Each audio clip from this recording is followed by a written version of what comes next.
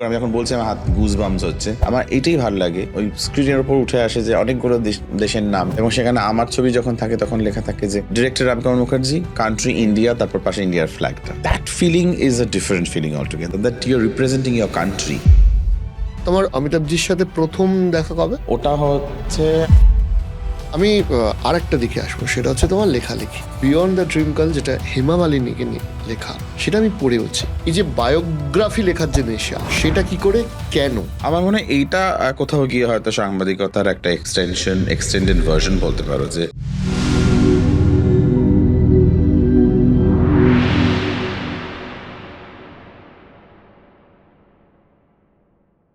Beyond the dream girl, যেটা হেমা মালিনীকে নিয়ে লেখা, সেটা আমি পড়েওছি। আমি বলছি যে আহ, তোমার লেখার এক্সপিরিয়েন্সটা নিয়ে আমি তোমার থেকে একটু আর স্পেশালি এটাও জিজ্ঞেস করবো, এই যে বায়োগ্রাফি লেখার যে নেশা, সেটা কি করে, কেন, সব থেকে বড় কথা। আমার মনে হয় এইটা কোথাও গিয়ে হয়তো সাংবাদিকতার একটা এক্সটেন্ডেড ভার্সন বলতে পারো। যে যখন আমি কোনো ইন্টারেস্টিং ক্যারেক্টারের সঙ্গে কথা বলতাম ইন্টারভিউয়ের জন্য, তখন খালি মনে হতো যে আরও যদি জানতে পারি। কিন্তু নিউজ পেপারও তো একটা লিমিট থাকে হ্যাঁ, লেখার বা আর সেই জায়গা থেকে আমার মনে হতো যে আমি যদি কখনো সেই সুযোগটা পাই, এবং সেই মানুষটাকেও তো অতটা ওপেন আপ হতে হবে, রাজি হতে হবে তার পুরো জীবনের কথাটা বলার। সেরকম সুযোগ পেলে আমি তখন একটা বায়োগ্রাফি লিখবো। তো প্রত্যেকবারই কিন্তু আমার এক্সপিরিয়েন্স হয়েছে, আমি যখনই কাউকে জিজ্ঞেস করেছি তারা নাই বলেছে। সেটা হেমা মালিনী হোক বা হেমাজি হোক বা মিঠুন দা হোক বা সঞ্জয় দত্তি হোক, নেই নেই নেই নেই ইয়ে সব ক্যা হ্যায়। কারণ ওদের পক্ষেও আবার স্মৃতিচারণ করা, মানে পুরো জার্নিটা প্রথমত সময় সাপেক্ষ একটা ব্যাপার। তারপর হচ্ছে যে আমি যেটা বুঝেছি সেটা হচ্ছে যে এই 3টে বই লেখার সময় যে ওরা না বিশ্বাস করে উঠতে পারে না যে আমি যাকে বলছি সে ঠিক লিখবে। তো সে তার মতন করে আর একটা মশালা। ভয় হতে পারে, কারণ আমি তোমার সাথে কথা বলে বা মিশে যেটা বুঝলাম, যে ওরা হয়তো এটাও ভাবে যে তুমি এতটাই পারফেকশনিস্ট যে প্রচুর প্রশ্নোত্তরের সম্মুখীন হতে হবে ওদেরকে। সেটা ওরা ভাবে যে আমি জ্বালিয়ে মারবো, এবং সেটা করিও। কিন্তু সেটা না করলে তো সেই ধরনের বই হবে না। ডেফিনেটলি। তো সেটা আমি করেছি, এবং আমার মনে হয় কোথাও গিয়ে সেটা হেমাজি আলাও করেছেন, বা ধীরে ধীরে যখন প্রশ্ন করেছি তখন উনি বুঝেছেন যে আমি মানে I will do justice to what she is talking about. তো সেটা খুব ইম্পর্ট্যান্ট একটা অ্যাসপেক্ট। মিঠুনদারও খুব সিম্পল ব্যাপার ছিল। মিঠুনদাকে তো মানে বৌদিকে মানে জকিতাভাবেকে তো চ্যাপ্টার্স লিখে পাঠাতাম এবং উনি পড়তেন, এবং মিঠুনদার সময় হতো না অনেক সময়। পরবর্তীকালে যখন পুরোটা লেখা হয়েছে তখন অফকোর্স উনি পড়েন, এবং উনি খুব ভীষণ ইমোশনালও হয়ে যান, এবং আমাকে ফোন করেন, ধরা গলায় অনেক কিছু বলেন যেগুলো আমি হয়তো পডকাস্টে বলতে পারবো না, অফ দ্য রেকর্ডে পরে বলবো। কিন্তু আমারও খুব ইমোশনাল লেগেছিল যখন উনি অনেক কিছু কথা না, হি বলেন। Is very emotional he is person. Very emotional মানে পার্সন। আমার এখানেও যখন এসেছিলেন, আহ, আমাদের শোতেও মানে কথা বলতে বলতে গলা ধরে আসছিল, যখন বিশেষ করে ওনার ছোটবেলাকার ওনার স্ট্রাগল টাইমের যখন কথা বলছিলেন তখন। একদমই।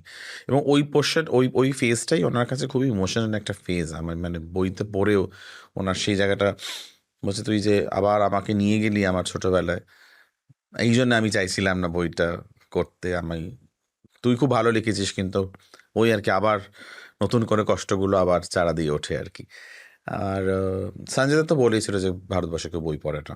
তো that was a very funny thing, কিতাবে कौन पढ़ते। तो मैं बोला मैं पढ़ता हूँ। तो वो तो अपने लिए लिखेगा। तो मैं बोला नहीं, और भी लोग हैं जो पढ़ते हैं। হেমা মালিনীজিকে নিয়ে যে বইটা তোমার করা বায়োগ্রাফিটা, সেখানে আর একটা বিষয় আমার খুব ইন্টারেস্টিং লেগেছে, সেটা হচ্ছে সেই বইটা একটি স্পেশাল নোট ছিল আমাদের দেশের প্রধানমন্ত্রী নরেন্দ্র মোদীজির। এইটা তুমি কি করে অ্যারেঞ্জ করলে? কারণ এটা প্রথমত অ্যারেঞ্জ করাটা শক্ত, আর দ্বিতীয়ত হচ্ছে যে সেটা নিয়ে তোমার এক্সপিরিয়েন্স। বাপরে, এটা তো মানে এটা এটা ইটসেলফ একটা তোমার এপিসোড হয়ে যাবে। কারণ তখন আমার খালি মনে হয়েছিল যে আমি শাহরুখ খানকে দিয়ে লেখাবো, কারণ উনি শাহরুখ খানকে লঞ্চ করেছিলেন দিল আশনা হ্যায়তে, যখন উনি ডিরেক্টর হলেন হেমা মালিনী। তো শাহরুখ খানকে ইন্ডাস্ট্রিতে নিয়ে আসে হেমাজি টিভি থেকে। হ্যাঁ, মানে এটা ইটস আ ফ্যাক্ট। বইটা পড়লে যারা পড়বে তারা জানতে পারবে। কিন্তু তো শাহরুখ খানও হ্যাঁ বলেন ইত্যাদি ইত্যাদি। অবভিয়াসলি উনি হেমাজিকে খুব রেসপেক্ট করেন। তো শাহরুখ খানকে পাওয়া মুশকিল হয়ে যাচ্ছিল, কারণ উনি তখন একটা ছবি শুটিং করছিলেন, তারপর ওনার একটা অ্যাক্সিডেন্ট হলো, ওনার শোল্ডারে লাগলো, ইত্যাদি ইত্যাদি, ভীষণ ব্যস্ত।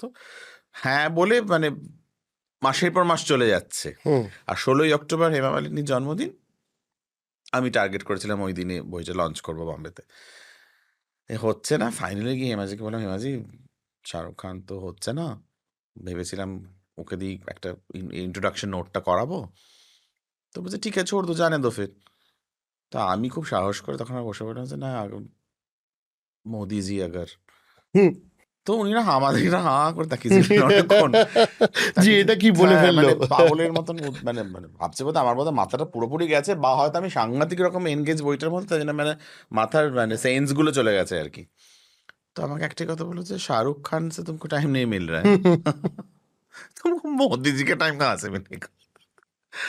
তখন আমার হঠাৎ রিয়েলাইজ করলাম যে ইয়েস, মানে হ্যাঁ না, শাহরুখ ইটস আ খান এত ফ্যাক্ট। ব্যস্ত জিনিস সবাই বলছে, সেখানে তুমি ভাবছো মোদি, মানে আর তাও আবার তোমার ডেডলাইন আরো চলে এসেছে কাছে।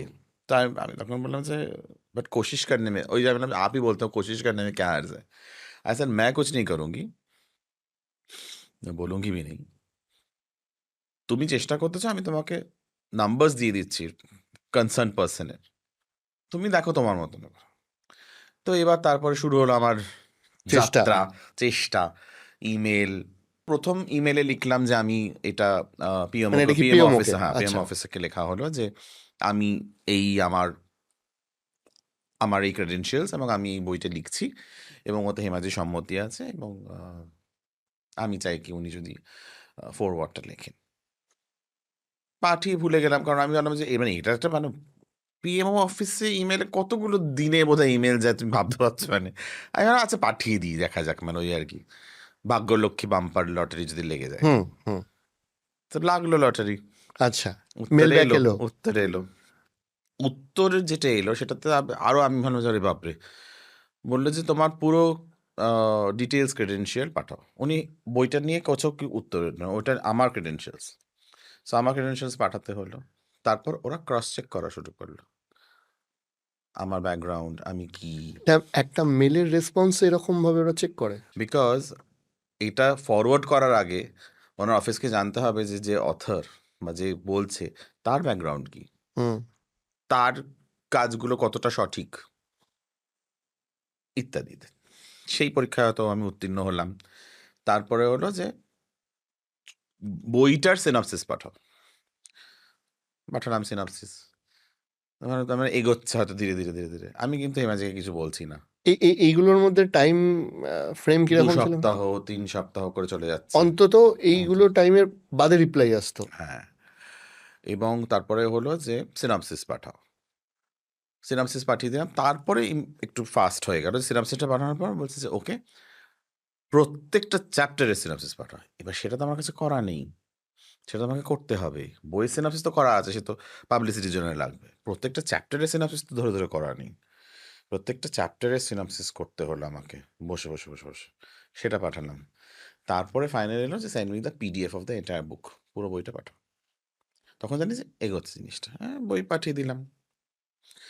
তারপরে সাইলেন্স, ডেড সাইলেন্স, মানে কোনো কমিউনিকেশন নেই, কোনো উত্তর নেই। কতদিন? দিন হিসেবেও আমি হয়তো বলতে পারবো না এক্ষুনি, আমি বলছি যে এক মানে কিরকম মানে টেনশনটা তো আমি বোঝানোর চেষ্টা করছি। সেটা হচ্ছে যে প্রিন্টে চলে গেছে বই, কারণ 16ই অক্টোবর যদি রিলিজ করতে হয় তাহলে আমাকে 16ই সেপ্টেম্বরের মধ্যে পাঠাতে হবে প্রেসকে। ফটোশ্যুট হয়ে গেছে, সব কিছু হয়ে গেছে, কাভার শ্যুট হয়ে গেছে, পেছনে এটা লিখেছেন রমেশ সিপ্পি, যিনি শোরে ডিরেক্ট করেছেন, ওনার সব কিছু চলে গেছে। কারণ এমএস বলছে বেকার তুমি সময় নষ্ট করছো, পাঠিয়ে দাও, মানে হবে না, মানে 16 তারিখে তাহলে করতে পারবে না, তাহলে তোমাকে পিছিয়ে দিতে হবে, মানে যখন হবে হবে বা হোয়াট এভার। আমি চেয়েছিলাম 16 তারিখই ওনার জন্মদিন ওটা হোক, চলে গেছে। আমাকে বারবার জিজ্ঞেস করছে, হার্পার কলিন্স আমার পাবলিশার ছিল, হার্পার কলিন্স থেকে বলছে হোয়াট হ্যাপেন, এনি নিউজ। এবার আমি কাকে মেয়েটা থেকে ফোন করে জিজ্ঞেস করবো? ফোন তো নাম্বার নেই, ইমেলই অপেক্ষা করতে হবে, এবং একটা সরকারি পদ্ধতি। আমি বলছি না, কোনো মেল আসেনি, রোজ খালি মেল খুলতাম আর দেখতাম, মেল খুলতাম আর দেখতাম। এই করতে করতে এবার বোধহয় আমার মনে হয় যে এটা বোধহয় প্রিন্ট হয়ে গেছে, হ্যাঁ মানে সেপ্টেম্বরের এন্ড, অলমোস্ট 28শে সেপ্টেম্বর হোয়াট এভার। আমার স্পেসিফিক্যালি মনে আছে এটা একটা শুক্রবার ছিল, এবং আমি সেদিন আমার কোনো কাজ ছিল না, আমি বাড়িতে দুপুরবেলা বাড়িতে থাকলে কখনো খুব রেয়ারলি আমি ঘুমোতে পারি, বাঙালিদের যেটা দুপুরের ঘুম। তো আমি আসলে ফ্রাস্ট্রেটেড হয়ে গিয়ে সব হাল ছেড়ে দিয়ে আমি দূর বাবা হবে না করে আমি ঘুমিয়ে পড়েছি দুপুরবেলা। আমি ঘুমিয়ে পড়েছি যখন, তখন হঠাৎ করে দেখি ফোন বাজছে আমার ভাইব্রেশনে, আমি সাইলেন্টে রাখি, ভাইব্রেশনে ফোন বাজছে, তখন বলছে যে হেমাজির ফোন। আমি ভাবছি কাজেই ফোন করেছেন হয়তো। ফোনটা ধরেছি, তখন বলছে যে তুমি কি তোমার মেল দেখেছো? তখন আমি বললাম না হেমাজি, হোয়াট নট হ্যাপেন, বলে check your mail and call me back. ফোনটা রেখে মেলটা দেখলাম যে from the office of prime minister Narendra Modi হেমাজিকে নিয়ে লিখেছে, নিচে তার সই, মানে পাঠিয়ে দিয়েছে। পিডিএফ।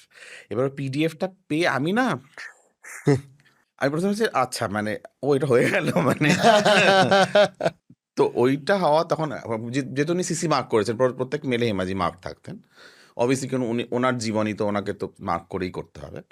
তো ওনার অফিসে উনি ফোন করে বললেন, তারপরে তো মানে একটা গুজবাম ফ্যাক্টর, কারণ আমি সঙ্গে সঙ্গে ফোন করেছি, ফোন করে বলছে না প্রিন্ট হয়ে গেছে, বই পাবলিশার বলছে যে এ তো পসিবলই নয়, কি কার তুমি কি মানে আমি তো স্টপ করছো কেন, কি মানে শাহরুখ খান কি লিখে পাঠিয়ে দিয়েছে? আমি বললাম যে না শাহরুখ খান না, mister Narendra Modi has written it. ওরা তখন স্টপ প্রেস বলছে wait wait wait wait wait wait wait will have to just kind of go back again, do it again. Stop press হলো, সব ব্যাক করা হলো যা প্রিন্ট হয়েছিল, বিকজ ও আচ্ছা আচ্ছা, বই ছেড়ে দিয়েছিল। বই ছেড়ে দিয়েছে প্রিন্টে। স্টপ প্রেস করে তখন যখন বলা হলো, ওরা বলছে কার নিয়ে এসছো তুমি যে একদম স্টপ প্রেস করে করতে হবে, আমি তখন নামটা বলেছি নরেন্দ্র মোদী। ওরা বলছে wait wait wait wait wait করে তারপরে এলো, অ্যান্ড ওখানেই গল্পটা শেষ না। তারপর তো অবভিয়াসলি পিডিএফটা পাঠিয়ে দিয়েছিলাম, ওরা আবার নতুন করে পেজ করে করলেন। তারপরে হঠাৎ একদিন দেখি এরকমই একটা দুপুরবেলা নাগাদ, ওই সেম টাইমেই পোস্ট অফিস থেকে, জেনারেলি তো বম্বেতে সব কিছু কুরিয়ারে ডিটিডিসিআই সব বেসরকারি এ থেকে আসে, পোস্ট অফিসের একটা লোক মাথা পাগড়ি বাঁধা টাঁধা স্পেশাল সামথিং এসে জিজ্ঞেস করছে রামকামল মুখার্জির বাড়ি এটা বম্বেতে। তো বলছে হ্যাঁ। আমি বলছি, কি জানি কি এসছে, একটা সুন্দর এনভেলপে করে একটা চিঠি, লেখা আছে from the office of prime minister Shri Narendra Modi to Ramkamal Mukherjee. তো ওই অ্যাকচুয়াল অরিজিনাল চিঠিটা বম্বেতে আমার কাছে রাখা, যেটা আমি কাউকে দিইনি এবং কোনোদিনও দেবো না, কারণ আমার জীবনে কয়েকটা চিঠি আছে যেগুলো খুব ইম্পর্টেন্ট। অমিতাভ বচ্চনের হাতে লেখা চিঠি আছে আমার কাছে, উনি আমার কাজে খুশি হয়ে পাঠিয়েছিলেন।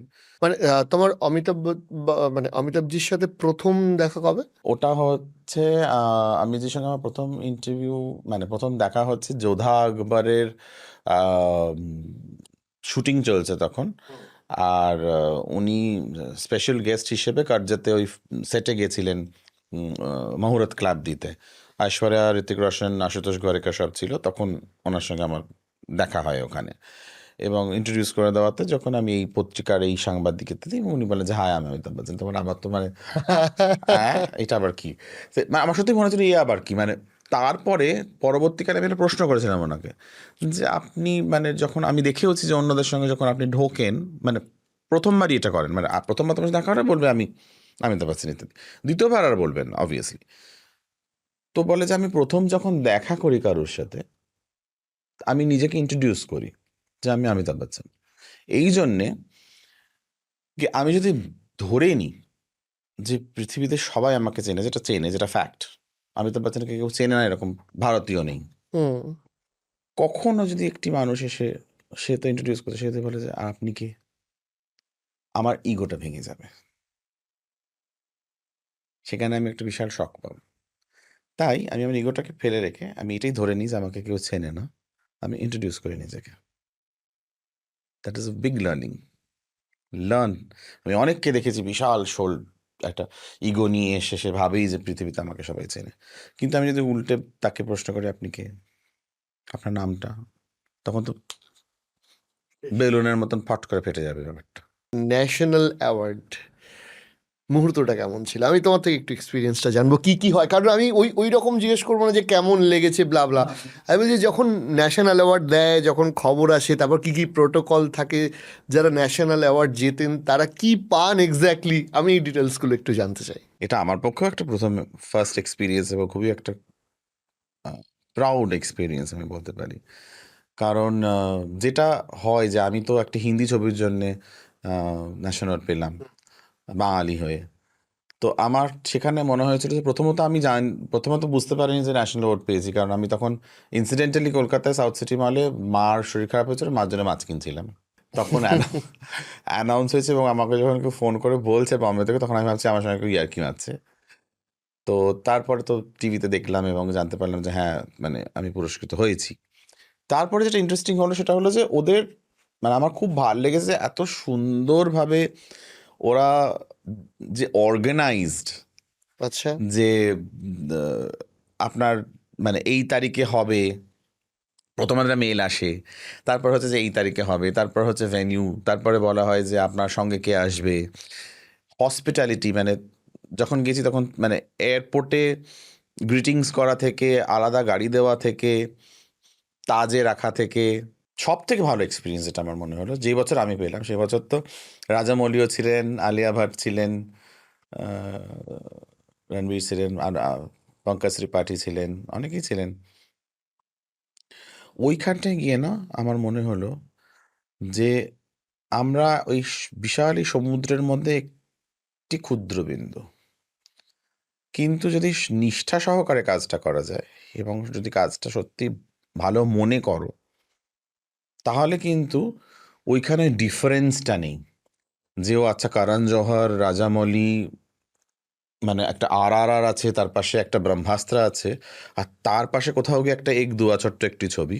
সেরকমভাবে হয়তো অহমিয়া ছবি আছে, মণিপুরের ছবি আছে, সংস্কৃত ভাষার ছবি আছে, ওড়িয়া ছবি আছে, ভোজপুরি ছবি আছে,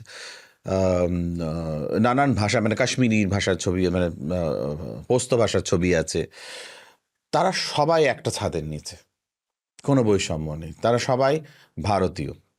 এবং সেটাই আমার ফিল করে, আমি যখন বলছি আমার হাত গুজবাম্স হচ্ছে, যে আমার ছবি যখন আন্তর্জাতিক স্তরে গেছে, যখন আমি বিদেশে গেছি, আমার এইটাই ভালো লাগে যে যখন ওই স্ক্রিনের ওপর উঠে আসে যে অনেকগুলো দেশের নাম, এবং সেখানে আমার ছবি যখন থাকে তখন লেখা থাকে যে ফর এক্সাম্পল বিনোদিনী একটি খান বা এক দুয়া, director Ramkanta Mukherjee, country India, তারপর পাশে ইন্ডিয়ার ফ্ল্যাগটা। That feeling is a different feeling altogether, that you are representing your country বিদেশে। আর ভারতীয় জাতীয় পুরস্কারের এখানে তখন মনে হয় যে আমরা সবাই এক, প্রত্যেকটা রাজ্য তাদের মতন করে ভালোবেসে ছবি বানিয়েছে, এবং সেই সব থেকে শ্রেষ্ঠ ছবিটা হয়তো সেদিন নির্বাচিত হয়েছে। হুম। এবং সে তার নিজের রাজ্যকে রিপ্রেজেন্ট করছে, সে তার নিজের কাজটাকে রিপ্রেজেন্ট করছে, এবং সবাই সমান এই জন্য সবাইকে কিন্তু রাষ্ট্রপতি পুরস্কারটা দিচ্ছে, সেখানে কোনো বৈষম্য নেই। এবং সবাই, সে আজকে একটা 100 crore ব্লকবাস্টার মুভি হোক বা একটা 10,000 টাকার ডকুমেন্টারি হোক, সেও 2 মিনিট পাচ্ছে এবং 100 কোটি টাকার লোকটাও 2 মিনিট পাচ্ছে। তো এই যে equality, but the respect that you get for doing your work, that is a different experience altogether. এইটার কোনো ভাষায় বোঝানো খুব মুশকিল।